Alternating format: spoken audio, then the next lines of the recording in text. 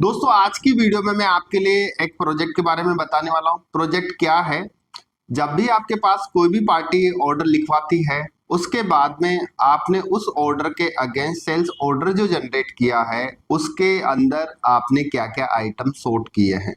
चाहे आपने उस आइटम्स को कम किया हो, चाहे उस आइटम्स को आपने हटाया हो, उसकी इंफॉर्मेशन कस्टमर अपने बिल के प्रिंट आउट पे चाहता है। क्या बीजी के अंदर ऐसा पॉसिबल है? बिल्कुल पॉसिबल है। आप लोग ऐसा कर सकते हैं। इसके लिए आपको इनवॉइस डिजाइन करवाना जरूरी है। बिना इनवॉइस डिजाइनिंग के आप लोग पेंडिंग आइटम्स का जो डिटेल है वो प्रिंट नहीं करा सकते। तो दोस्तों इसके लिए आपको क्या करना है? तो दोस्तों ये जो कॉन्सेप्ट है ये किन किन लोगों के लिए आ सकता है। जैसे आप लोगों के पास एक किराना शॉप है, मतलब आपके पास होलसेलर है और आपके पास किसी भी शादी की एक स्लिप आपके पास आई या किसी भी प्रोग्राम की जैसे स्लिप आपके पास आई, तो आप लोग जब उनके लिए आपको स्पष्ट बोलना पड़ेगा कि आपने जो 100 आइटम्स हमारे को लिखवाए हैं उसमें से 5 आइटम हम आपको नहीं दे रहे हैं, इसकी व्यवस्था आप दूसरी जगह से कर सकते हैं।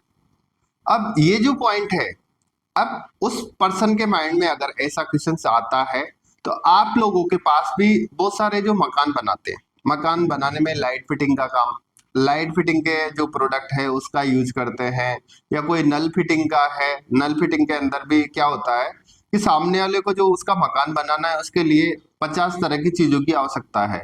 तो सामने वाले के जैसे ऑर्डर लिखवाया, लिखवाने के बाद में जो भी आइटम शॉर्ट हुआ है वो उसकी स्लिप निकाल के या तो अलग से दे सकता है कि आपने इतने आइटम्स लिखवाए थे इसमें से ये शॉर्ट है। जनरली देसी तरीका जो लोग यूज करते हैं, क्या करते हैं, कागज में लिख के दे देते हैं। लेकिन अगर बिल के प्रिंट आउट पे रहेगा तो वो हो सकता है जो आइटम आपने नहीं दिया है तो वो दूसरी दुकान से परचेज कर सकता है। तो ये एक कस्टमर का रिक्वायरमेंट था। कस्टमर का नाम है गुप्ता स्टोर दिल्ली, हृदेश गुप्ता। इनका ये प्रोजेक्ट था और इनके पास जैसे सुपरमार्केट है, इनके पास जब शादी की पर्ची आती है या कोई रसोई की पर्ची आती है तो ऐसी प्रॉब्लम्स इनके साथ होती है।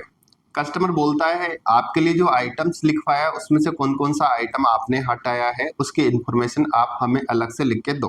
तो दोस्तों इन्होंने इस तरह का कस्टमाइजेशन करवाया है, तो उसका एक वीडियो मैं आपके लिए बिल्कुल प्रैक्टिकल करके अपना जो YouTube चैनल है उस पर अपलोड करूंगा। अभी मैं ले चलता हूँ कंप्यूटर स्क्रीन की तरफ और बिल्कुल प्रैक्टिकल करके पहले मेरे पास सेल्स ऑर्डर आएगा, उसके बाद मैं बिल बनाऊंगा। बिल बनाने के बाद बिल के प्रिंट आउट पे जितने भी आइटम शॉर्ट्स है उसका नाम, उसकी क्वांटिटी और उसका यूनिट मैं प्रिंट आउट करके बिल्कुल प्रैक्टिकल करके बताऊंगा। तो ले चलता हूं मैं कंप्यूटर स्क्रीन की तरफ। तो दोस्तों आज की वीडियो में मैं आपके लिए बताने वाला हूं, आपके पास कोई भी ऑर्डर आता है उसमें जो भी आपने शॉर्ट माल दिया है या फिर उस आइटम्स को हटाया है उसका print out easy accounting software के बिल पे आपको करना है। और ये कस्टमर का रिक्वायरमेंट था, हमारा एक कस्टमर से दिल्ली का हृदेश गुप्ता, गुप्ता स्टोर। उनका उन्होंने जो कस्टमाइजेशन करवाया था उसका मैं चाहता हूं कि भाई इसका वीडियो बनाएंगे तो कस्टमर को पता चलेगा। और ऐसा ही होता है, कस्टमर का नीड होता है कि मैं जो भी आइटम सॉर्ट करके दे रहा हूं उसका प्रिंट आउट मुझे चाहिए। और लोगों का भी नीड है लेकिन शेयर नहीं करना चाहते और पैसा खर्च नहीं करना चाहते। हर पर्सन को रिक्वायरमेंट तो रहती है लेकिन हर चीजों के लिए उसको भी दिमाग लगाना पड़ेगा, उसके लिए भी उसको मेहनत करनी पड़ती है। मेहनत करना आज के टाइम पे नहीं चाहते। जो भी नीड है सब चीजें आप करवा सकते हो, उसके लिए पैसा और दिमाग लगाना पड़ेगा। आप लोगों को भी अपना माइंड लगाना पड़ेगा। बिना माइंड के आप लोग कुछ भी नहीं कर पाओगे, ना तो माल बेच पाओगे ना ही पैसा वसूल कर पाओगे। तो दोस्तों यहाँ पर मैं आपके लिए बता रहा हूँ कि आपको सेल्स ऑर्डर वाला ऑप्शन पहले अनेबल करना है। यहाँ पे मैंने सेल्स ऑर्डर ऑप्शन अनेबल करने के लिए मुझे क्या करना है, एडमिनिस्ट्रेशन पे क्लिक करना है, फीचर्स ऑप्शन पे क्लिक करना है, इन्वेंट्री वाला ऑप्शन है उसमें मुझे क्लिक करना है। यहाँ पर अनेबल ऑर्डर प्रोसेसिंग वाला ऑप्शन है, इस पे मैंने क्लिक किया और यहाँ से मैंने सेव कर दिया। फर्स्ट प्रोसेस मैंने ये किया। दूसरा, यहाँ पर जैसे उस ऑप्शन को चालू करते हैं तो सेल्स ऑर्डर वाला ऑप्शन यहाँ पर आ जाता है। यहाँ पे जैसे आप बिल बनाते हो वैसे ही सेल्स ऑर्डर जनरेट करना है। मैंने यहाँ पे नरेंद्र के नाम से सेल्स ऑर्डर नंबर 2 के अंदर 10-10 पीस का सेल्स ऑर्डर लिया। मेरे पास कितने आइटम है? 22 आइटम है। मैं ये प्रैक्टिकल करके भी बताऊंगा। 22 आइटम्स का मैंने ऑर्डर लिया है और इसके अंदर जो मैंने बिल बनाया है, यहाँ पर एक बिल भी बना रखा है। बिल कितने आइटम्स का बना रखा है? तो दोस्तों 22 आइटम्स का मैंने ऑर्डर लिया था, लेकिन मैं यहाँ पे 13 आइटम देना चाहता हूँ। तो जो भी मेरे पास कस्टमर आएगा उसको कम से कम ये तो पता चल जाएगा कि मेरे पास मैंने जो इतने आइटम्स का ऑर्डर दिया है ये पार्टी नहीं दे पा रही है, इसके पास अवेलेबल नहीं है, तो मैं दूसरी दुकान से तो ले सकता हूँ, ताकि उसका काम तो नहीं अटकेगा ना। उसका बहुत सारी चीजें ऐसी रहती है उसके बिना उसका काम अटक जाएगा। मतलब मेन कोई चीजें ऐसी रहती है, आपको 10 आइटम्स की जरूरत है, 10 में से अगर एक भी नहीं मिला है तो उसके बिना उसका काम नहीं चलेगा। तो एक तरीके से कस्टमर को आपको फैसिलिटी देनी पड़ेगी। जब आपके पास कोई भी कस्टमर्स आएगा तो आपके पास कुछ तो एक्स्ट्रा होना चाहिए जो और दुकानदार उन लोगों के लिए नहीं दे पाते। जैसे कोई भी कस्टमर आपके पास आया, अब अगर वो लाखों रुपए का माल आपसे लेता है हर महीने, आप उससे चाय पानी की तक नहीं पूछ सकते हो, तो वो आपके पास कैसे आएगा? कस्टमर को देखते हुए उस जैसा वो आपसे माल परचेज करता है उसी हिसाब से उसको रेस्पेक्ट करना चाहिए। ना कि 10 रुपए का माल खरीदने के लिए आप सामने वाले के लिए उसको होटल में रुकवाओगे। ऐसा नहीं कर सकते। अगर आप किसी के लिए माल बेचते हैं, वो 10 लाख 15 लाख रुपए पर महीने का आपसे माल लेता है, मैं बड़े पर्सन की बात कर रहा हूँ, छोटे पर्सन की बात नहीं कर रहा हूँ। तो उसके लिए अगर वो आपके पास मिलने भी आता है तो आप उसके लिए होटल भी बुक कर सकते हो। लेकिन अगर वो कोई बंदा है 500 रुपए महीने का माल नहीं लेगा, वो बोलेगा जी मैं आ रहा हूँ, आप मेरे लिए होटल की व्यवस्था करो, कैसे करेगा सामने वाला? अगर आप मेरे से लाइसेंस ले रहे हो तो लाइसेंस लोगे तो जो भी एक नॉर्मली जो चीजें हैं जो करना चाहे जो कर सकते हैं। बाकी ऐसा नहीं है कि आपके लिए आपने मेरे से लाइसेंस परचेज कर लिया तो जिंदगी भर के लिए मैंने टेंडर ले लिया कि आप जब भी फोन करोगे बिल डिजाइन करवाना है, फ्री करवाना है, या कुछ कंपनी का सपोर्ट, भैया कंपनी की जगह आपसे ही तो परचेज किया है, तो नरेंद्र के जेब में नहीं गया है पूरा पैसा। तो दोस्तों यहाँ पर जो चीजें मैं आपके लिए बता रहा हूँ, जो इस तरह का कस्टमर का नीड होता है, हर पर्सन ऐसा चाहता है कि मेरा जो भी कोई कस्टमर आता है मैं उसको शॉर्ट लिस्ट बना के अलग से दे दूं। लेकिन यहाँ पर मैंने 22 आइटम 23 आइटम्स का ऑर्डर लिया था, 13 आइटम्स मैंने यहाँ पे दे दिया है, और बाकी के आइटम को मैं क्या करता हूँ, नहीं दूंगा, मतलब मेरे पास नहीं है। मैंने इस बिल को सेव किया।